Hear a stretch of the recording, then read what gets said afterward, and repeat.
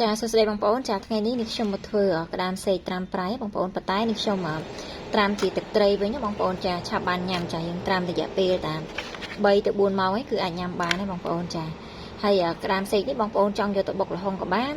នៅពេលដែលយើងត្រាំរួចចង់យកទៅភ្លាក៏បានដែរនិយាយទៅឆ្ងាញ់ហ្មងចាអញ្ចឹងនេះខ្ញុំចាប់ផ្ដើមដាក់លាងណាបងប្អូនចាយើងលាងសម្អាតដើម្បីយកទៅដាក់ត្រាំចាបងប្អូនយកកូនច្រាស់មួយមកដើម្បីដុសសម្អាតវាស្អាតមក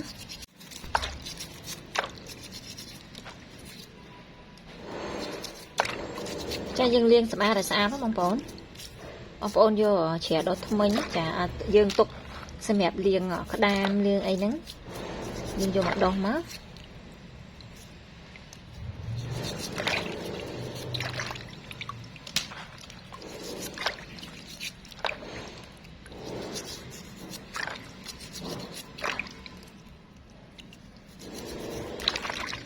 ចាអញ្ចឹងបន្ទាប់ពីនេះខ្ញុំលាងសម្អាតក្តាមរួចហើយបន្តមកទៀតយើងយកមកដាក់ចូលនៅក្នុងកន្លបងប្អូនចាសម្រាប់កន្លវិញបងប្អូនដាក់កន្លថ្មក៏បានកន្លជ័រក៏បានដែរចាអញ្ចឹងបន្តមកនេះខ្ញុំចាប់ផ្ដើមដាក់ក្តាមចូលនិយាយទៅរបៀបធ្វើក្តាមប្រៃត្រាំទឹកត្រីនេះគឺងាយស្រួលធ្វើបងប្អូនចាអញ្ចឹងនេះខ្ញុំបានដាក់ក្តាមចូលរួចអស់ហើយចាបន្តមកទៀតនេះខ្ញុំចាប់ផ្ដើមដាក់ទឹកត្រីចូលសម្រាប់ទឹកត្រីវិញនេះខ្ញុំយកទឹកត្រីម៉ាក់នេះបងប្អូនគឺវាអត់សូវប្រៃទេចាបន្តមកយើងចាក់ចូលមកចានេះខ្ញុំកាត់ក្បាលចេញដើម្បីងាយស្រួលចាក់ចាសម្រាប់ទឹកត្រីគឺនេះខ្ញុំប្រើតែមួយដបហ្នឹងទេបងប្អូនចាហើយចំណុះរបស់វាគឺ730 មីលីលីត្រចាអត់ដល់1លីត្រទេបន្តមកនេះខ្ញុំយកវាទៅសកត់ដើម្បីឲ្យលិចចាសម្រាប់មួយដបនេះគឺល្មមបងប្អូនចាបន្តមកនេះខ្ញុំបិទម្ដងចា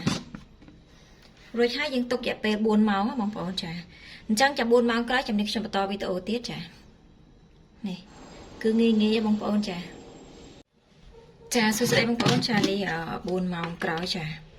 អញ្ចឹងបន្តមកទៀតនេះខ្ញុំចាប់ផ្ដើមស្រង់ក្តាមយើងចេញបងប្អូនចាយកមកទុកឬក៏បងប្អូនចង់ញ៉ាំបងប្អូនអាចយកមកលាយគ្រឿងជាមួយនឹងខ្ទឹមសខ្ទឹមក្រហមម្ទេសជីអីហ្នឹងចាទីទៅតាមចំណង់ចំណូលចិត្តបងប្អូនចាអញ្ចឹងនេះខ្ញុំស្រង់ចេញពីទឹកត្រីនឹងសិនណាចា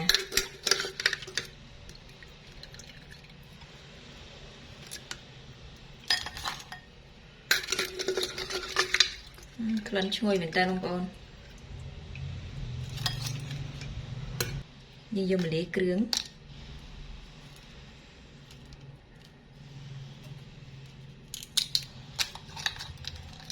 បងប្អូនចង់លាយទាំងអស់ក៏បានដែរនិយាយទៅអាស្រ័យទៅលើចំណង់ចំណូលចិត្តណា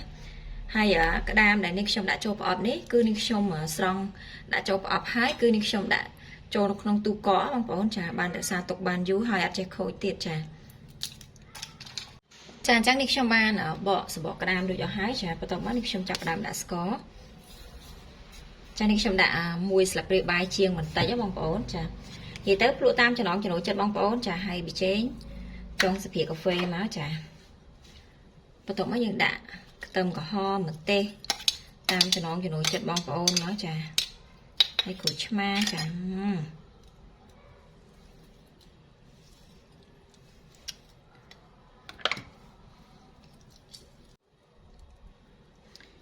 បន្ទាប់មកទៀតយើងដាក់ជីអំបូងចាហើយបងប្អូនលាយមកចានេះ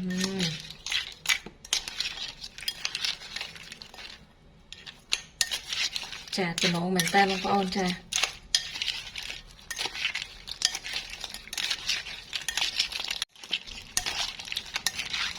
បងប្អូនរួចរាល់ហើយចានេះ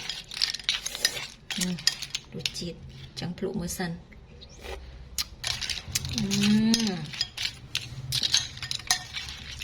ជាតិណាបងប្អូនចានេះខ្ញុំ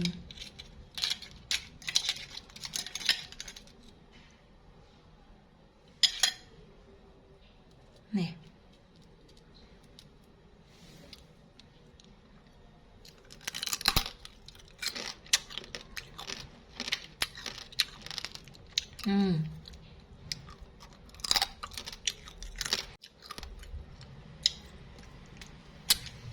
ឆ្ងាញ់មែនតើបងប្អូនចា